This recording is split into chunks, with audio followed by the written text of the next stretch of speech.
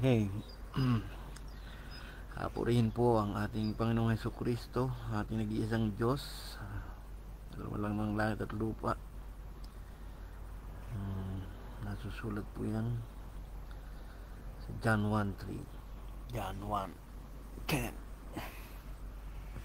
at Revelation, Genesis 1:1 to 3, St. Corinthians 4:6, and Revelation 19:16. Ang Verbo, ang light. Si let there be light. Dahil ang araw at buwan, nilalang ho yan. Genesis 1:16, araw, buwan at between, nilalang ng Diyos yan. So, iba yung light na nasa Genesis chapter 1. At yun po ay ang Verbo, ang pangako ng Diyos na siya magkakatuwang tao. Meron po akong topic niyan sa isa kong video. Ngayon, gusto kong talakayan sa inyo mga kapatid, mga minamahal ko sa Panginoong Jesus. There is only one God. At kung Diyos si Kristo, wala na rin ibang Diyos. Dahil there is only one God nga ang Deuteronomy 6, for the God of Israel is one Lord. Kung sasabihin yung two Lords, magiging Lords of Lords. Masisira. Si Kristo lang ang Lord of Lords ng NT. Nasa Deuteronomy 10:17, title ng Diyos ng OT, Lord of Lords. So, marami ang nalito sa John 3:16. Sinasabi na binigay ang buktong na anak, ano.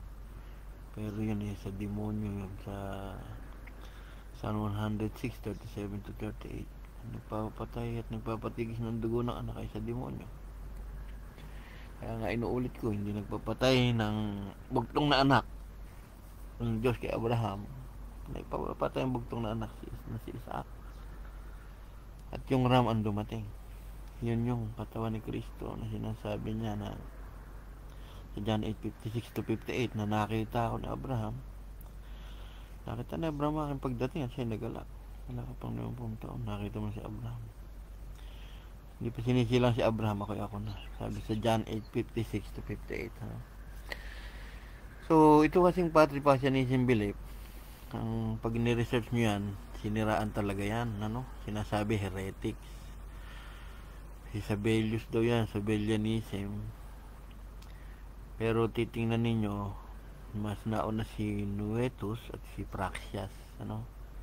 I-search nyo na lang yung patripassianism. Ito ay matagal ng paniniwala. Yan ang original na paniniwala ng mga apostol. Dahil ang ama nila ay si Kristo na Diyos. At wala silang ibang ama na tinatawag. Sulat naman niya, huwag yung tatawag ng ibang ama kung kayo ay maglilingkod sa Diyos. Ngayon, itong patripassianism, kung papansinin nyo nga, bakit walang biography si Nueto, si Praxius at si Sabellius? Bakit dinalisan nila ng biography? At nakasulat dyan, sinunog, dinestroy nila yung mga aral. Yun yung mga hula na ihahayag namin sa inyo. Na ang Bible ay prophetic book lang. Gaya na sinasabi sa aklat. Kami mayroong lalong panatag na salita ng hula na mabuti ang inyong ginagawa kung ito'y inyong sinusundan. Gaya na isang ilawang lumiliwanag sa isang dakong madilim hanggang sa pagbubukang liwayway ng tala sa umaga. Nasa Revelation 10:16, yung tala sa umaga ay sumilang sa inyong mga puso.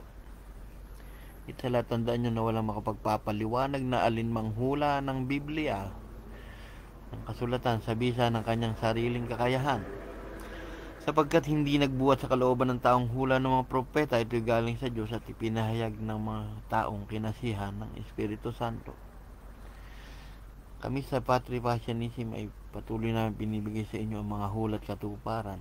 Yung copy and paste ng hula sa OT na ipine-paste lamang sa NT kung saan ito ginanap ng Diyos.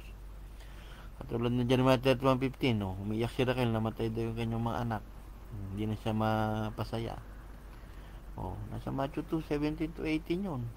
Pinapatay ni Herodes yung sanggol, kinapi-paste doon na umiiyak si Raquel dahil patay ng kanyang mga anak.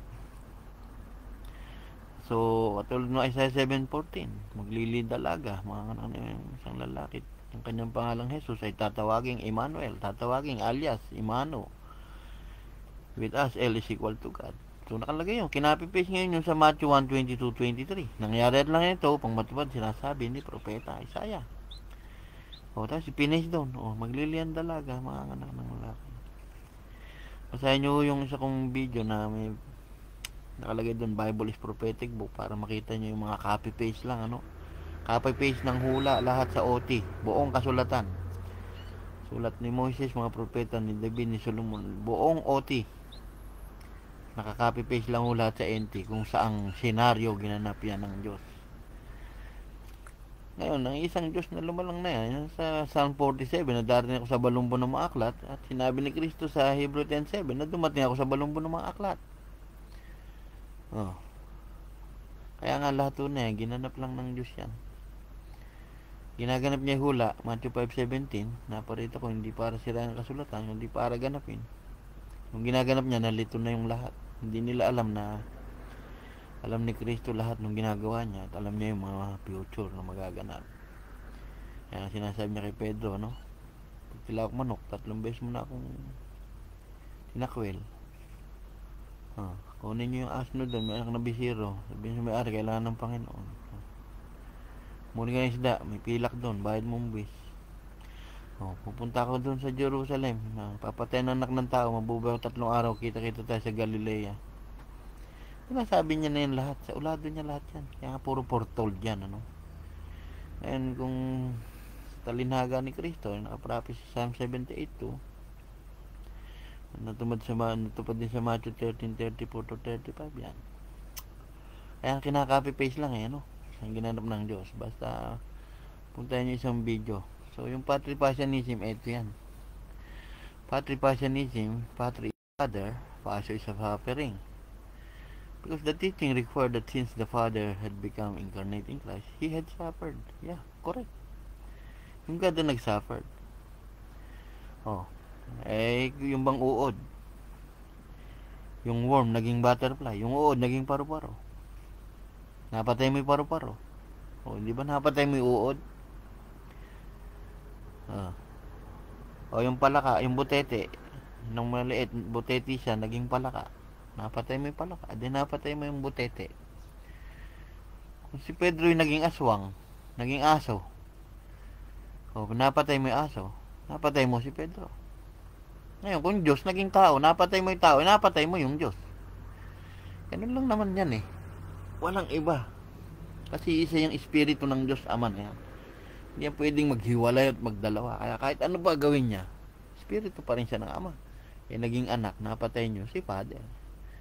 Kaya sabi niya, ako tamoy iisa. Marami yan, buong Biblia yan.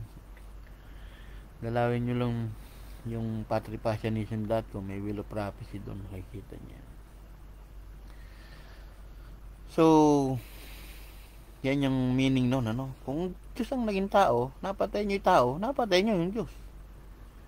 Yun lang logic yan. Kasi nga, sa yung ama ng OT na naging lamb ng NT, tinupad ang Pasko ni Moises, nung natupad niya, umakit na sa langit. Binusa ang Espiritu sa atin. God in 3 manifestation yan. Hindi yan 3 person.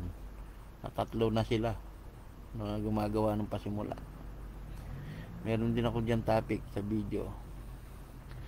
So ngayon, yung patripasyanism, napatay ba yung Diyos? So sinabi niya, napatay siya. Pero buhay siya. Ibig sabihin, walang kamatayan. Kahit patayin niyo siya ng maraming beses, bubuhay niya sarili niya. Papakita natin dito. Sa Acts 3:15. Yan yung mga summary. Acts 7:52, Acts 3:15, yung author, source ng life ang napatay. Acts 7:52, napatay nyo si Joshua. Revelation 9:18, sinabi ni Kristo, I am live and I was dead. At muling nabuhay. Ibig sabihin, may ginanap. Kasi naging 2 pa. Revelation 2:8, the first and the last has been killed. Yung nagpasulat ng 7 iglesia sa Revelation 5:5, ang napatay nyo, root ni David, hindi yung offspring, pero siya rin yung offspring, yun yung lumabas sa lipi ni David. Makikita nyo mamaya. Revelation 13:8, it was planned since the foundation of the world. Bago pa lalangin ng mundo, nakaplano na ipagpatay ng kordero. 21:7, ang magtatagumpay, I'm your God and you are my son, children, sabi ni Jesus. Magtatagumpay, ako yung magiging Diyos nyo at kayo magiging anak ko. O Diyos nyo na siya, aman nyo pa. Revelation 21:7. Isa-isayin natin ngayon yan. Patripassianism, prophecy fulfilled. Marami nagtatanong, may patri ba sa Bible? Patri sa Father. May word bang patripassianism doon? Meron. Kasi yung patri, Father, yung pasya, passion. So yung napako sa cross, naka-prophecy. Ayan Malakay 4:5-6. Sinabi niyan, behold, I will send Elijah the prophet before coming of the great and dreadful day of the Lord. Ang dreadful day na yan, yung kakilabot na dadanasin ng Diyos, yan yung crucifixion, na binugbog siya, tinusok-tusok, sinampal-sampal, duguan, nilagyan ng tinik, hinibat, wasak-wasak na katawan niya sa sugat, pinako nyo pa sa krus. Kaya dreadful day yan. To turn the heart of the fathers to the children. Matthew 17:12-13, dumating na si Elijah. Meron akong topic dun sa video ko na Elijah is come already. Matthew 17:12-13 yun. Ngayon sa Luke 1:17, kung papansin ninyo, yan to turn the hearts of the father to the children. Sisilang daw si Elijah, si Juan Bautista, taglay yung espiritu ni Elias. Correct, dumating na si Elijah. Sinabi ni Kristo, Matthew 17:12-13, Elijah is come already. At yun ay si Juan Bautista. Kaya, yung mga namimiloso po dyan, ang patripassianism ay nasa Biblia. Si Father, yung nagpasyon. Kaya nga, Father, passion. Yung Ama, ang pinako nyo sa krus. Hindi yan nagkaanak.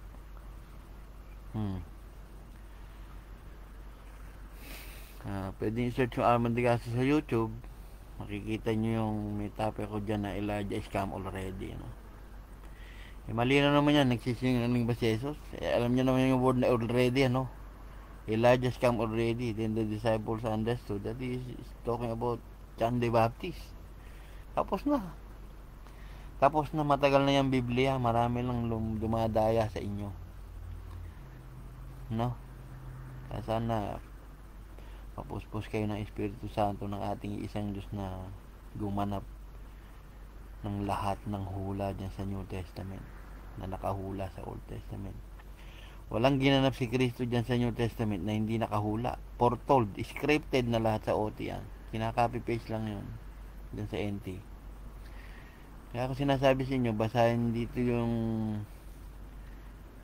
Vulgate, dito basahin nyo yung Source of Life, sa Vulgate, saka sa Douay. Kasi yung King James Version, nilagay doon Prince of Life na lang So may daya, Yung pinakita ko rito, yung Douay Bible 1580-1609, yung King James 1611 lang yan. Yung Vulgate 405, Septuagint, tas naging Vulgate. Ito yung link kung gusto nyo kuhanin yung buong picture nito. So Acts 3:15. Ayan, isa-isayin natin. Ayan, sinabi.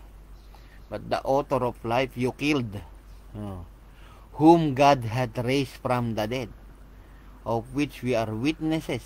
Kita nyo? Yun daw Diyos, binuhay si Kristo. Si Kristo rin bumuhay sa sarili niya. Ayan, John 2:19-22.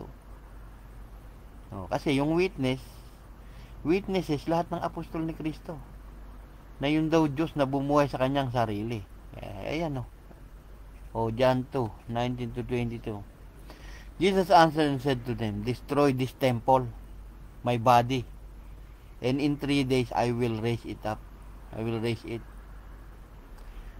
Then the Jews said, 6 and 40 years this temple in building. Binuo itong building na to 46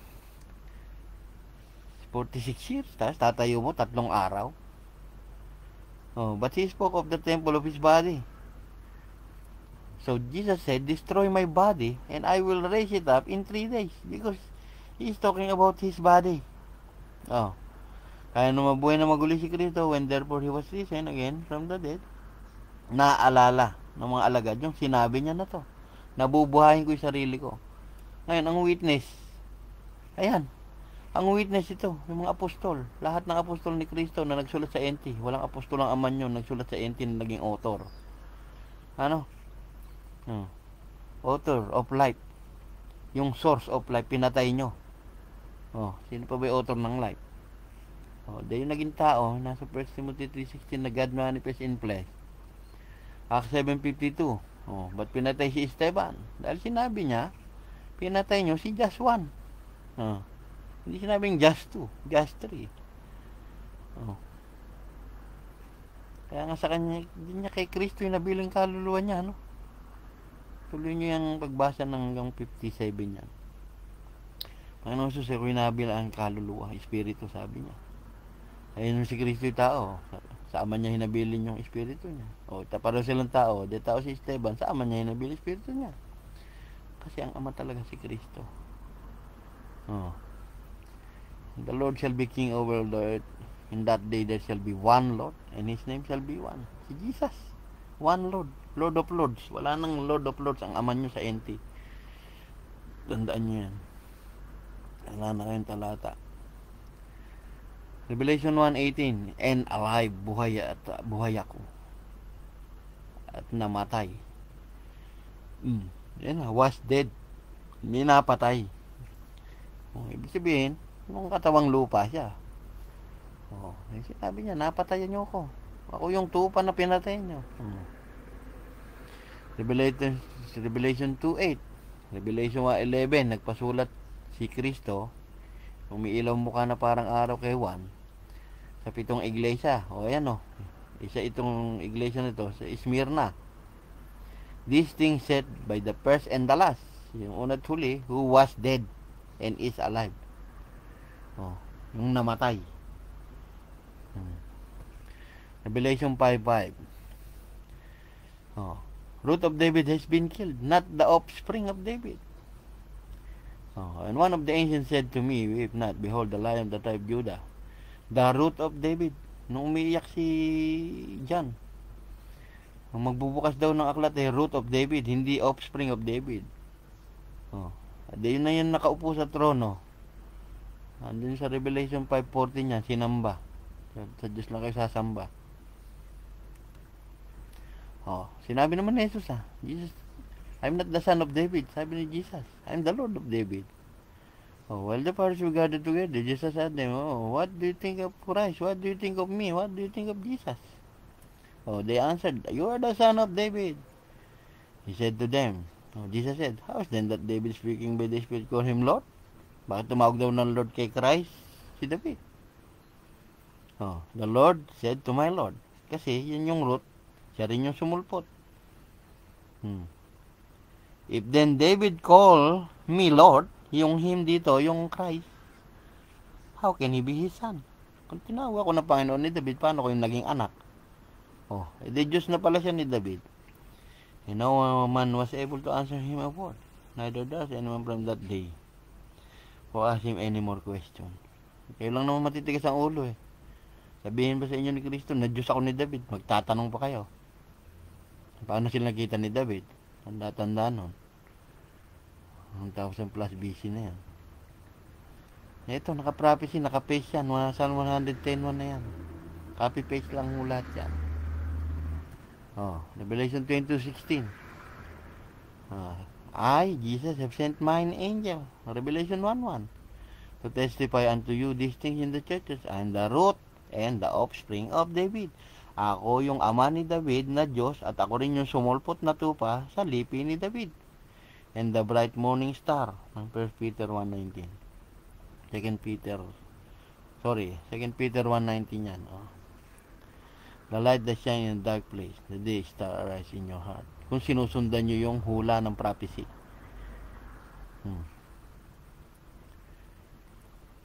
Revelation 13:8. Plan to be killed since the foundation of the world, and all that dwell upon earth adore him, whose names are not written in the book of life of Jesus the Lamb, which was slain from the beginning of the world. Kuha nyo? Kasi yung book of life, si Jesus yung may-ari niyan. Makikita nyo yung mamaya. Ayan Sinabi ni Moses, at the Lord said to Moses, I will blot out my book. Yung nagkasala lang sa akin, I will blot out my book. Sinabi ni Kristo, I will not blot out His name in the book of life. Revelation 3:5. Yung I dito, i-ID niyan na nag-blot. Ayan o, pareho nag-blot. Iisa yung nagbubura ng aklat at iisa yung may-ari ng aklat. Yan yung Lamb's Book of Life. Oh, ayan 21:7. There shall in no wise enter into it. Wala kang makapasok sa bagong Jerusalem. Oh, abomination make the lie. But they which are written in the Lamb's Book of Life. Jesus' Book of Life. He is the owner of the Book of Life. He is the one who blot your name. Kaya nga yan yung I, oh. Oh. May sinabi man siyang father dito, pero siya yung tinutukoy niyang father na yan. John 10:30 yan, lahat. Oh. Revelation 21:7, He that shall overcome shall possess this thing, and I will be his God, and he shall be my son. Ang magtatagumpay na tao, ako yung magiging Diyos niya, sabi ni Jesus. At siya yung magiging anak ko. Oh. E paano pa yun? Si Jesus lang naman nagpasulat ng buong Revelation kay Juan. Sinugo niya anghel niya. Sabi, yung mga anghel yun. Sa John 14:14, if you shall ask anything in my name, I will do it. I and my singular. Pag dumalahin kayo sa Panginoon, sabihin nyo, sa yung pangalang Jesus. Amen. Hindi sa pangalan ni Jesus. Meron pa kayong Ama. On behalf of the Father of Jesus pa kayo. Kasi hindi nyo naiintindihan, hindi nyo naunawaan ng Biblia. Na yan ay prophetic book. Hindi yan nililiteral. Dahil nasa Psalm 7:82, yung talinhaga prophecy na yan. Visit nyo yung patripassionism.com. Makikilala nyo ang Panginoong Hesukristo. Iisang Diyos yan ng OT at NT. Yung NT katuparan lang ng copy-paste yan ng lahat ng hula sa OT. Ang katutak na mababasa nyo sa patripassionism.com yan. Sa ulado ni Kristo yung millisecond ng buhay niya. Kailangan mamatay siya alas 3 ng hapon, ika-14 ng Abib at Nisan.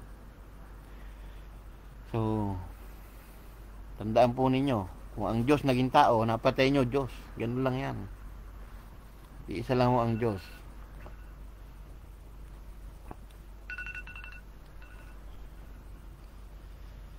Kaya po, purihin ang ating nag-iisang Panginoong Hesukristo. Sumain nyo nawa ang pagpapala, kagalingan, pag-iingat. Ating isang Diyos ng lumang tipan, Diyos ni Abraham, Isaac at Jacob, na nagpagtipan sa atin, nasasama sa atin hanggang wakas. Sinabi niya kay Moses, sasamahan ko kayo hanggang wakas. Sino sumasama sa inyo hanggang wakas ngayon? Hindi ba't ang Panginoong Jesus din? Kaya po yung Bible, hindi yan siya yung taong sinasamba nyo. Yung naging tao ang sambahin nyo. Sino siya dati? Sa dati niyang kinaroroonan. Meron nung Pasko yan. Ayan, di-discuss ko yung lamb ng Pasko na hindi mababali yung mga buto. So, po rin po ang Panginoon.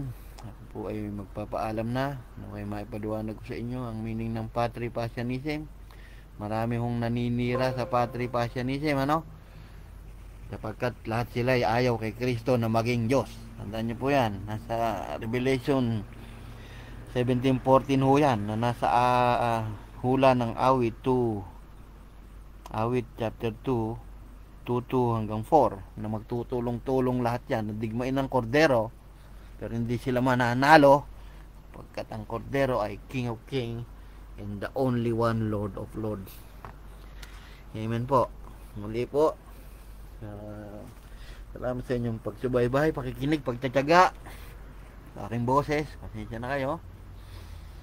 Talagang ganito yung boses ko. Muli po sa susunod pang mga video, pagpalain nawa kayo ng ating nag-iisang Ama, ang ating Amang Yeshua Hanasri Bimelech Hayoding, Jesus Christ of Nazareth, the King of the Jews. I'm out.